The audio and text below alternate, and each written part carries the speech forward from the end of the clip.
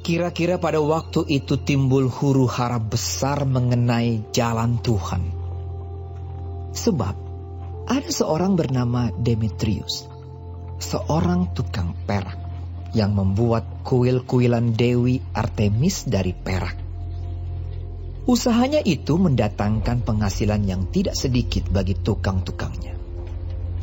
Ia mengumpulkan mereka bersama-sama dengan pekerja-pekerja lain dalam perusahaan itu dan berkata, "Saudara-saudara, kamu tahu bahwa kemakmuran kita adalah hasil perusahaan ini.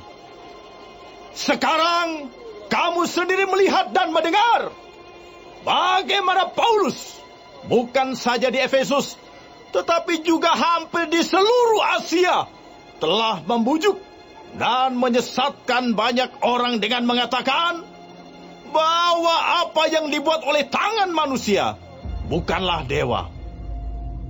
Dengan jalan demikian, bukan saja perusahaan kita berada dalam bahaya untuk dihina orang, tetapi juga kuil Artemis, Dewi besar itu, berada dalam bahaya akan kehilangan artinya. Dan Artemis sendiri, Artemis yang disembah oleh seluruh Asia dan seluruh dunia yang beradab, akan kehilangan kebesarannya." Mendengar itu, meluaplah amarah mereka. Lalu mereka berteriak-teriak. Katanya, "Besarlah Artemis, Dewi orang Efesus!" Seluruh kota menjadi kacau dan mereka ramai-ramai membanjiri gedung kesenian serta menyeret Gaius dan Aristarkus, keduanya orang Makedonia dan teman seperjalanan Paulus. Shalom menjua-jua jemaat sektor 2 yang dikasihi Tuhan. Kita akan merenungkan kebenaran firman Tuhan pada PJJ online kita malam hari ini. Namun sebelumnya kita mohon pimpinan Roh Kudus, kita berdoa. Terima kasih ya Tuhan untuk kasih setiamu, penyertaan-Mu yang tak terhingga bagi kehidupan kami di tengah-tengah kesibukan kami saat ini. Kami datang bersekutu bersama di rumah kami masing-masing bersama keluarga kami untuk merenungkan kebenaran firman-Mu dalam PJJ online kami malam hari ini. Tuhan, dengan Roh Kudus-Mu mengurapi kami, terlebih hamba-Mu yang akan menyuarakan kebenaran firman-Mu, sehingga firman-Mu boleh meneguhkan dan memampukan kami untuk mengerti kehendak-Mu. Di dalam Kristus Yesus kami berdoa. Amin. Bapak Ibu jemaat yang dikasihi Tuhan, nats firman Tuhan yang bersama-sama kita renungkan pada PJJ online kita minggu ini terambil dari Kisah Para Rasul 19 ayat 23 sampai 29 dan mengangkat tema kembangkan usaha si Mehuli. Teks kita berkisah tentang perjalanan Paulus dalam pemberitaan Injilnya menuju ke Yerusalem dan melewati Makedonia dan Akhaya. Tapi pada saat itu di Efesus terjadi sebuah keributan, terjadi huru-hara karena seorang pengusaha perak yang bernama Demetrius yang pekerjaan dan usahanya adalah membuat patung-patung di dalam kuil Dewi Artemis, mendapatkan penghasilan dari pembuatan patung-patung itu.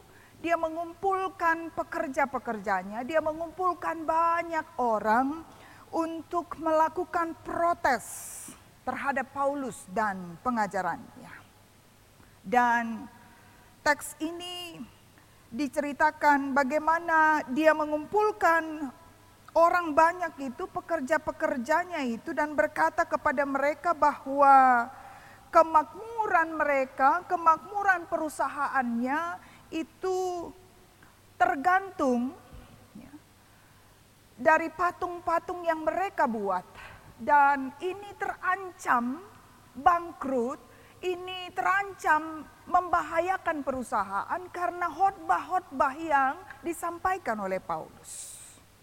Pada ayat yang ke-26, Demetrius berkata, kamu melihat sendiri dan mendengar bagaimana Paulus bukan saja di Efesus, tetapi juga hampir di seluruh Asia telah membujuk dan menyesatkan banyak orang dengan mengatakan bahwa apa yang dibuat oleh tangan manusia bukanlah dewa. Bapak, Ibu, saudara-saudara yang dikasihi Tuhan, Demetrius di sini mengangkat isu yang sangat sensitif, mengangkat isu sara, mengangkat isu agama, dilemparkannya kepada orang banyak sehingga mengamuklah orang-orang Efesus, para penyembah Dewi Artemis. Dan apa yang mereka lakukan? Menyeret teman sepelayanan Paulus, Gaius dan Aristarkus. Itu kita bisa baca pada ayat yang ke-27.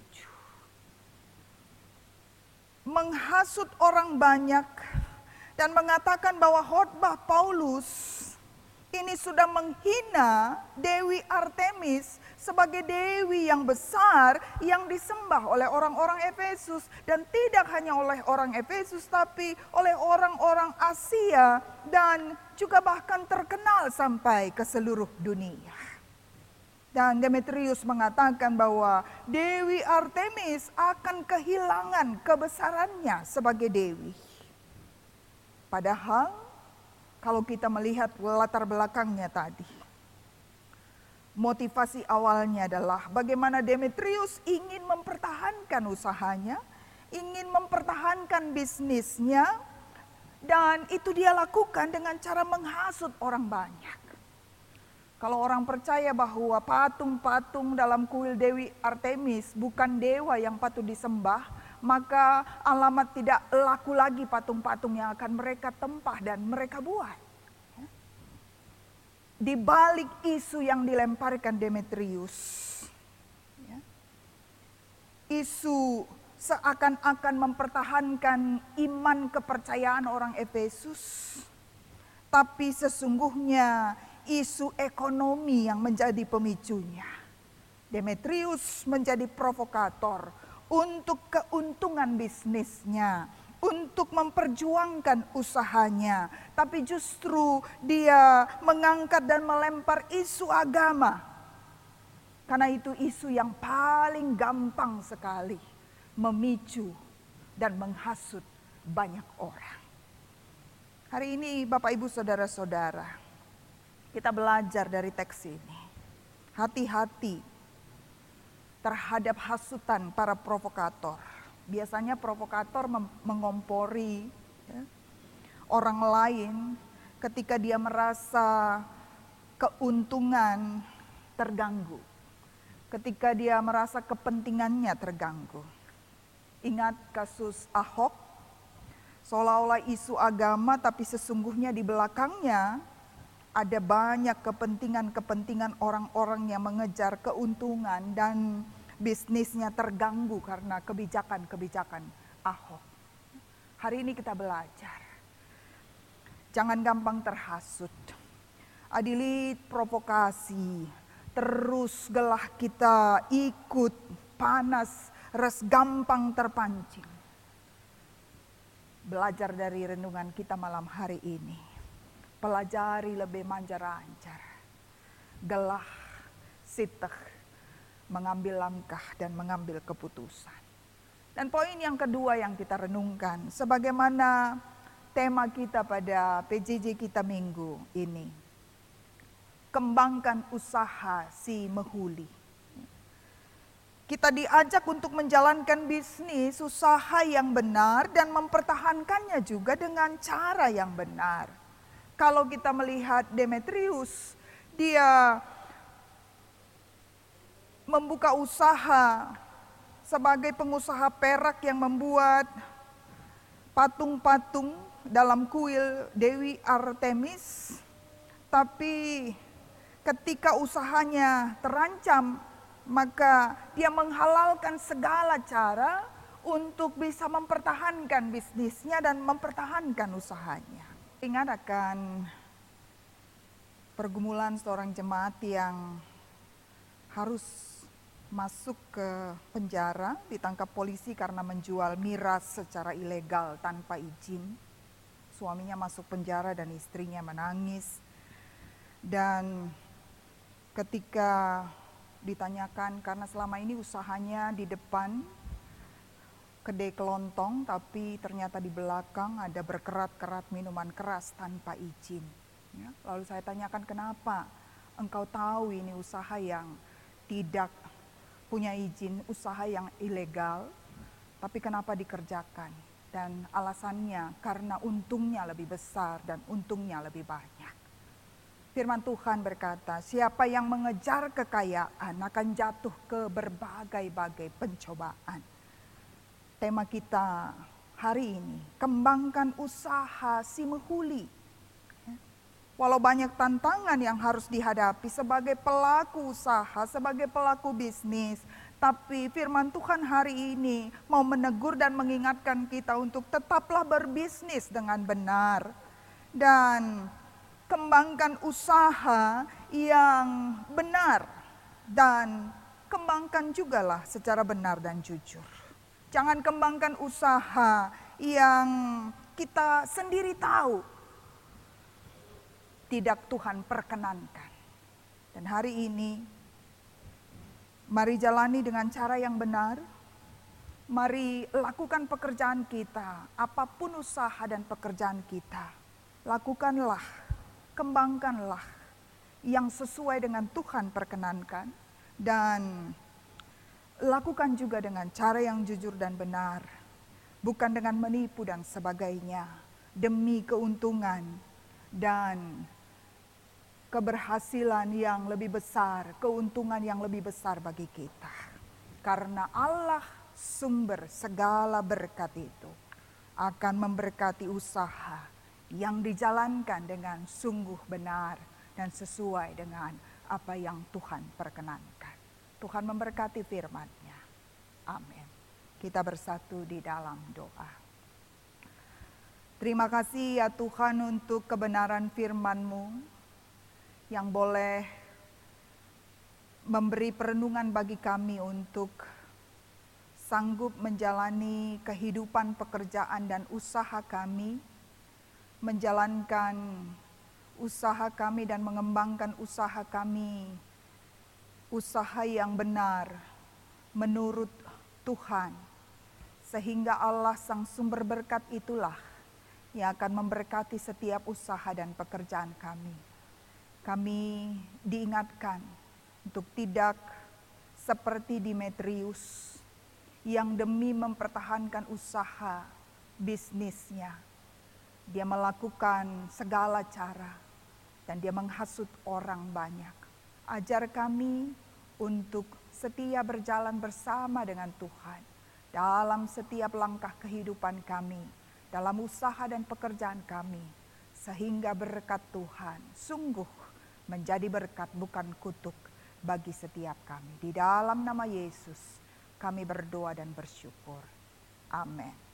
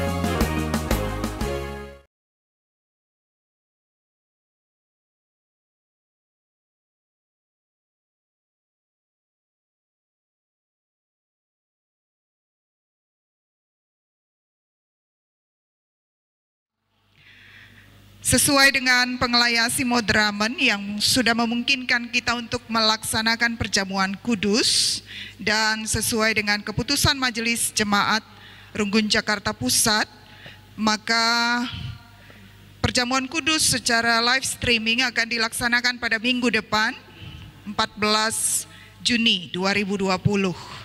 Dan karena itu izinkan kami di sini untuk memberikan penjelasan kepada setiap kita sebagai upaya sosialisasi akan pelaksanaan perjamuan kudus ini dan sekaligus juga menjadi persiapan bagi kita untuk mengikuti perjamuan kudus pada minggu depan. Dan sebagaimana yang sudah kami berikan dan sudah diinfokan kepada seluruh WA grup PJJ, kami akan memulai dengan penjelasan apakah sakramen itu. Sakramen adalah tanda nyata. Mohon slide-nya. Sakramen adalah tanda nyata yang dipakai Allah dalam Kristus oleh kuasa Roh Kudus melalui gerejanya untuk menyatakan keselamatan dari Allah dan kehidupan baru di dalam Allah telah terwujud. Dan sakramen berasal dari bahasa Latin sacramentum atau mysterion dalam bahasa Yunani yang berarti sesuatu yang tersembunyi kini tersingkap. Dan karena itu yang terpenting dalam sakramen adalah bukan pada apa yang dilihat, tetapi pada makna yang terkandung di dalamnya. Dan di GBKP berdasarkan Tata Gereja pasal 28, maka GBKP mengakui ada dua jenis sakramen. Yang pertama adalah sakramen baptisan kudus, yaitu baptisan kudus dewasa dan baptisan kudus anak-anak, dan juga perjamuan kudus yang sekurang-kurangnya dilakukan 4 kali dalam setahun. Dan menurut Yohanes Calvin, sakramen itu bukan sekedar simbol, tapi dengan makan dan minum roti dan anggur perjamuan, maka umat dapat menyatu dengan tubuh dan darah Kristus. Karena itu yang utama bukan roti atau anggurnya, melainkan makna spiritual di mana kita semua umat yang mengikuti perjamuan kudus itu makan dan minum secara rohani, spiritual communion, menyatu dengan Kristus yang telah berkorban. Dan kalau pertanyaannya apakah perjamuan kudus secara live streaming dimungkinkan, maka kita berangkat dari sebuah keyakinan bahwa Roh Kudus adalah Allah dan Dia adalah omnipresent, maha hadir. Karena itu persekutuan orang percaya di dalam roh tidak akan dapat dibatasi oleh tempat. Dan karenanya maka perjamuan kudus tidak bisa dibatasi oleh gedung gereja, dan praktek perjamuan kudus ini juga sudah sejak gereja mula-mula, sejak jemaat mula-mula sudah dilakukan di rumah-rumah. Bagaimana jemaat mula-mula memecah-mecah roti bersama-sama bersekutu di rumah-rumah. Jadi dengan demikian dimungkinkan perjamuan kudus dilakukan di rumah-rumah, terlebih dalam menyikapi situasi COVID-19 ini yang belum memungkinkan bagi kita untuk bersekutu di gereja Tuhan. Dan bagaimana seharusnya sikap kita? Sosialisasi ini sekaligus penjelasan ini adalah untuk mempersiapkan kita juga mengikuti perjamuan kudus minggu depan dengan sikap yang benar tentunya dan pemahaman yang benar tentang perjamuan kudus. Sekalipun kita lakukan di rumah secara live streaming, bukan berarti kita bisa melakukan perjamuan kudus ini dengan sembarangan, tanpa aturan dan tidak menjaga kekusukannya, karena makna perjamuan tidak mengalami perubahan sekalipun kita melakukannya di rumah. Dan seluruh umat tentu kiranya semua kita tetap sadar bahwa kita sedang beribadah menghadap hadirat Tuhan, dan kita menikmati perjamuan kudus menyatu dengan tubuh dan darah Kristus dengan dipimpin oleh pelayan sakramen, dalam hal ini pendeta yang tertahbis, sehingga ketika kita mengikuti perjamuan kudus ini, sekalipun di rumah, maka harus kita lakukan dengan sikap yang hormat. Karena Rasul Paulus berkata, jika kita datang ke meja Tuhan dengan sikap yang tidak layak, maka kita berdosa di hadapannya. Dan karena itu kami mengajak semua kita untuk mempersiapkan diri menghadapi meja perjamuan pada minggu depan dengan sikap yang sungguh-sungguh menjaga kekudusan perjamuan kudus kita. Dan umat yang terlibat dalam perjamuan kudus harusnya menyatu dengan tubuh dan darah Kristus, sehingga harusnya juga sanggup menyatu dengan sesama. Perjamuan kudus tidak hanya membuat kita menyatu dengan tubuh dan darah Kristus, tapi juga menyatu dengan sesama kita, karena mustahillah kita bisa menyatu dengan Kristus yang sudah berkorban bagi kita jika kita tidak menyatu dengan sesama kita. Dan tidak layaklah kita menikmati tubuh dan darah Kristus di meja perjamuan jika kita belum berdamai dan bersatu dengan sesama kita. Karena itu dalam masa persiapan ini, maka mari kita persiapkan diri. Karena itu di liturgi GBKP nanti akan ada kesempatan menguji diri kita masing-masing sebelum kita menerima perjamuan kudus. Dan perjamuan kudus secara live streaming tidak bertentangan dengan Alkitab dan teologi GBKP, namun kita harus menyadari bahwa ini bukan model yang ideal, karena persekutuan secara fisik, koinonia secara ragawi tetap menjadi hal yang penting. Dan sakramen perjamuan kudus harus dilaksanakan dalam konteks ibadah, karena harus dilakukan juga dengan pemberitaan firman sebagai sebuah kesatuan yang utuh, dan ini sesuai dengan pemahaman liturgi GBKP. Demikian penjelasan tentang makna dan pengertian perjamuan kudus. Sekalipun kita lakukan secara live streaming, kiranya kita dapat memaknainya dengan bersama-sama menghadap meja Tuhan dan dengan sikap yang hormat. Dan bagaimana teknis pelaksanaannya? Kita masuk ke dalam petunjuk teknis pelaksanaan perjamuan kudus secara live streaming ini.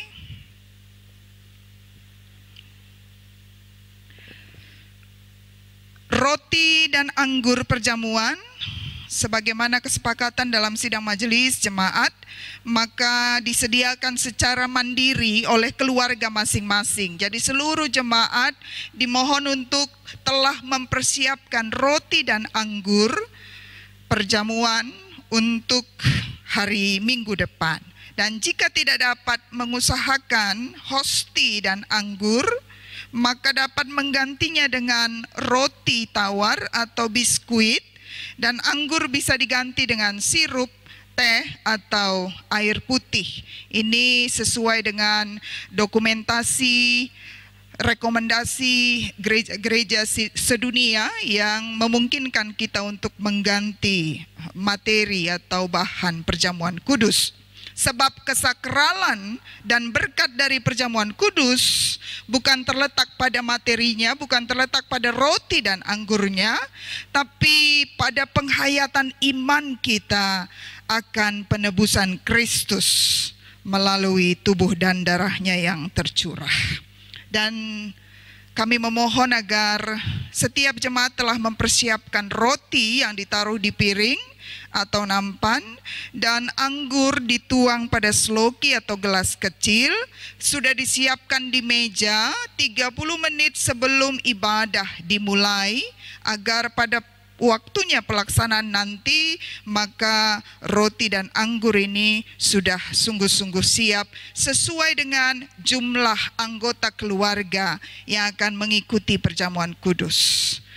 Dan sesuai dengan aturan dan pemahaman gereja kita, yang bisa mengikuti perjamuan kudus adalah anggota jemaat yang sudah dewasa dan sudah menerima CD.